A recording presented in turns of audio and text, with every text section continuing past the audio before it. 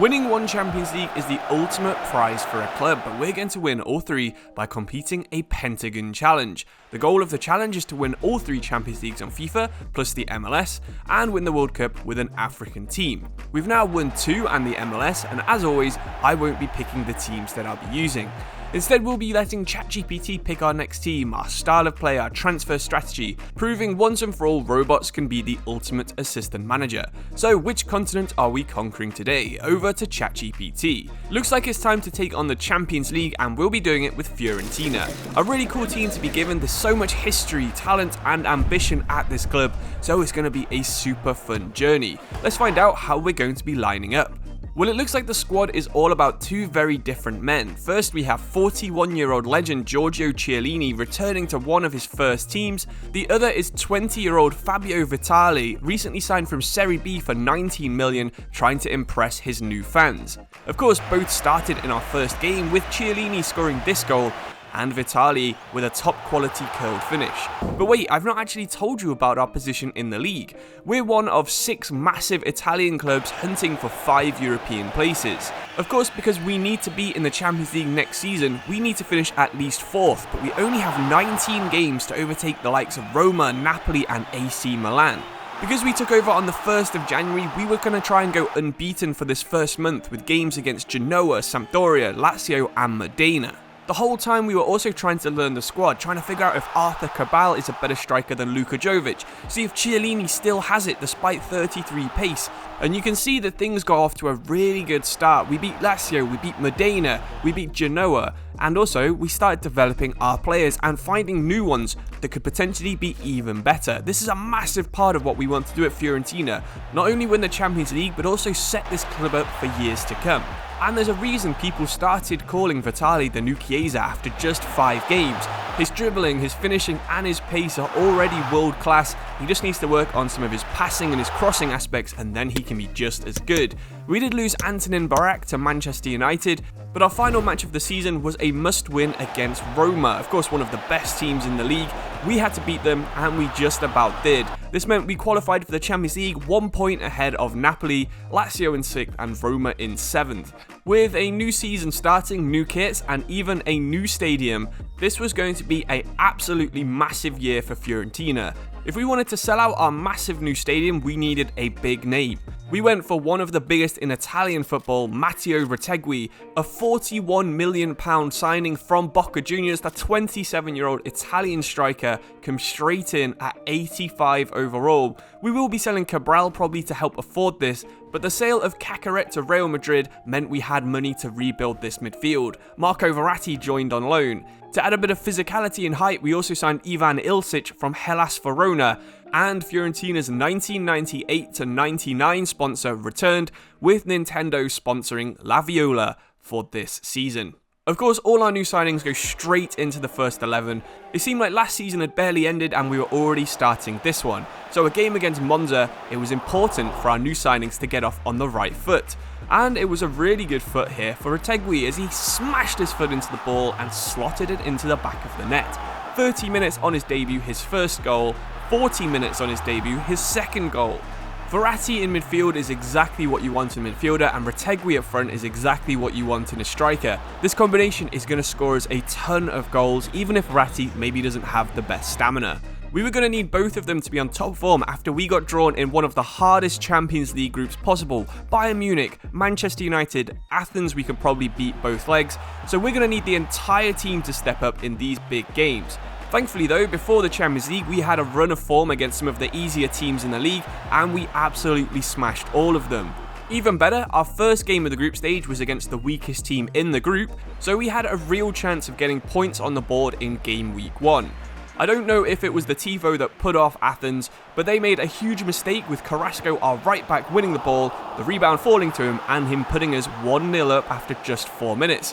Nicolas Gonzalez would chip the goalkeeper, put us 2-0 up, and that's how the game would end. So early in the season, 3 points in the Champions League, doing really well in the league, and then this massive offer from Olympiacos for our second choice striker.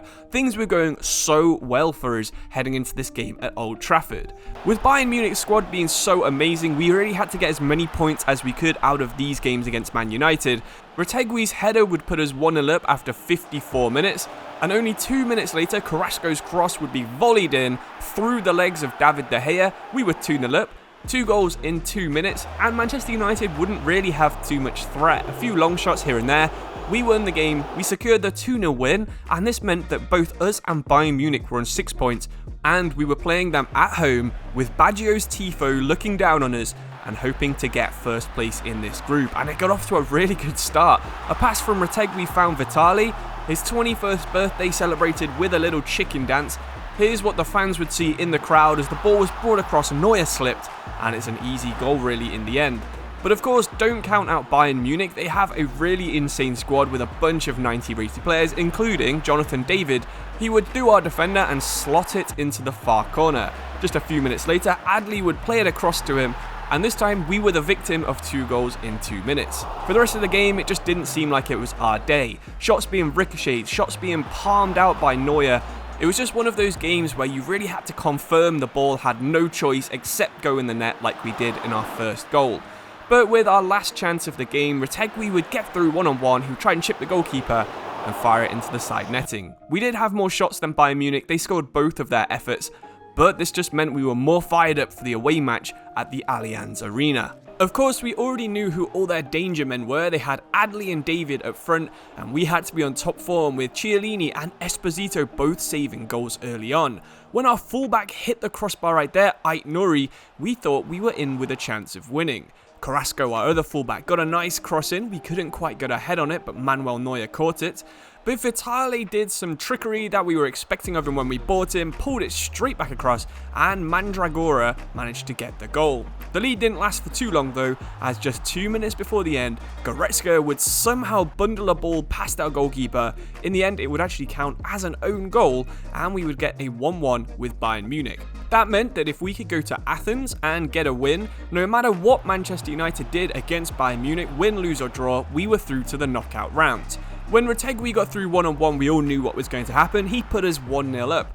We've only played 20 games this season, and Retegui is already on 12 goals. What an upgrade he's been on someone like Arthur Cabral. We had a bunch of other chances, but it wasn't until 1 minute into extra time when we secured the win, Luka Jovic letting the ball run across him, and it guaranteed us a round of 16 game against PSG. It couldn't really get too much harder for us, so we did have to invest a ton of that money we got for selling our backup striker into a much better goalkeeper, and it paid off instantly in the first game against Juventus.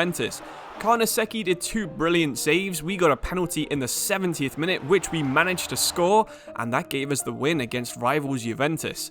We then sold 2 other players, Igor and Kwame, and we spent the money on this guy, Xavi Calderon, a 6'6" Spanish centre-back who was playing for Nottingham Forest.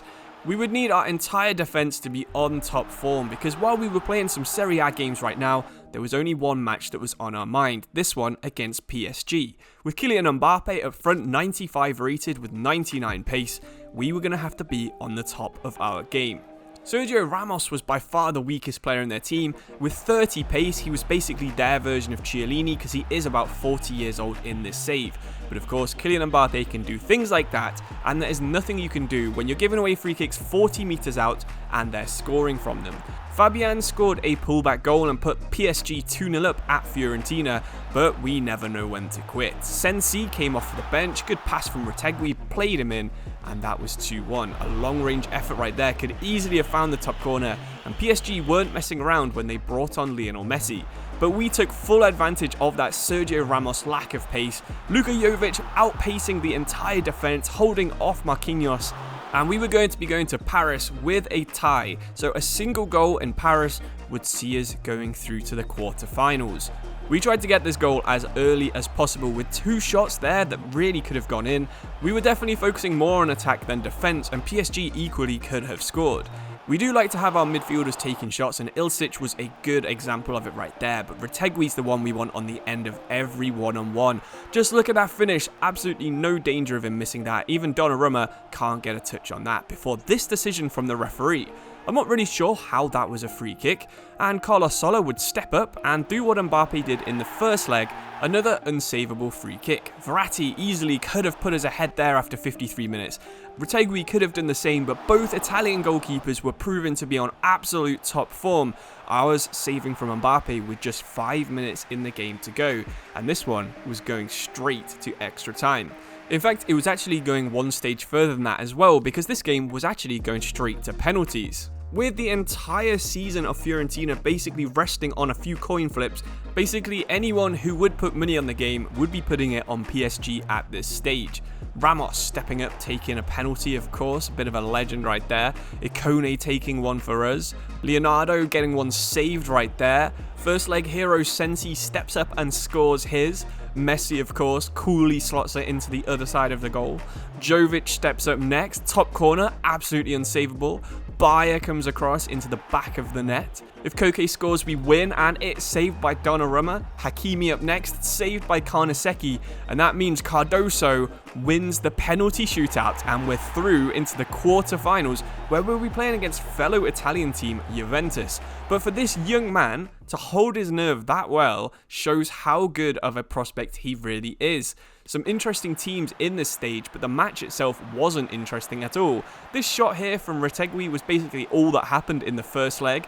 Moise Kean tried to audaciously chip the goalkeeper from miles out. Vlahovic had a penalty saved after half an hour. And then Vitali showed them all how it's done by hitting this shot one-on-one into the side netting.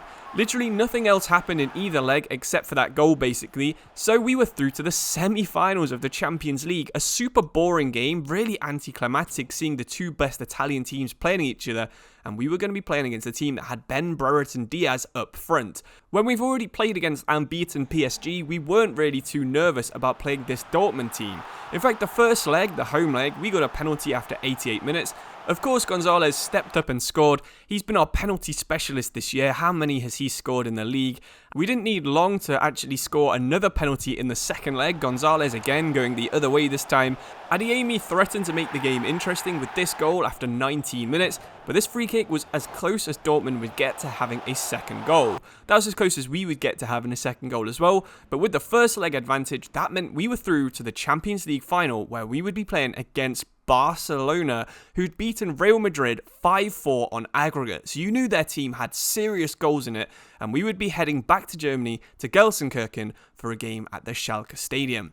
So it all comes down to this: will we be doing a second episode playing in the Champions League just like we are the World Cup, or will we win this one match and win our third continental tournament? We're about to find out, so hopefully you enjoy this game as much as I did playing it. We can't give them too much time on the ball. Yeah, getting stuck in there. Calderon, great tackle. I mean, they brought a lot of fans, but I think we've probably injured Fati. Pedri, oh, not again. I thought he was going to do an Mbappe and get it straight in the top corner. Good catch there from Carnesecchi.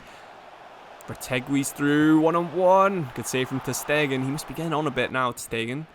Good win there from Ait Nouri. He's got Retegui. Can he turn? He turns, cuts inside, get the shot off. Oh, it's gone just wide. Good effort, though.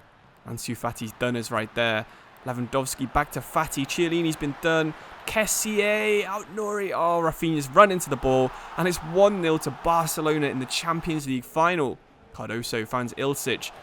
Can he get it out wide? Gonzalez back to Ilicic. Yes, curl it in. Oh, far corner. What a finish. Brilliant finish that. Ilicic, good finishing stats for a centre mid. Really enjoy using him. Gonzalez again.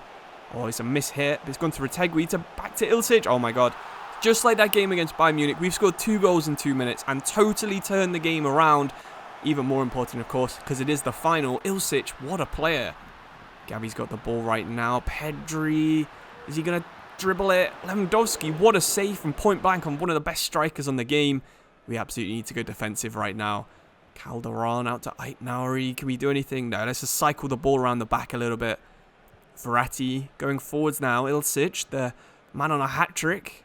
Cardoso out to Ait Nouri. Ball roll back to Cardoso. He's got Verratti on the edge of the box. Good place to have him. Can he get the shot off? Just wide. It could have gone in off Araujo's foot there, though.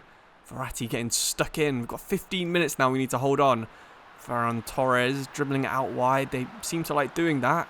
Koundé at right back to Gavi. To Lewandowski. To Fati. What a save. Yes, get in. And that's it. we've managed to win the Champions League final in our first Champions League season with Fiorentina. Let me tell you right now, this was absolutely not the plan. I thought this was going to take a full rebuild year this year, and in our second season, we would be going deep into this tournament. We got lucky against PSG, winning on penalties.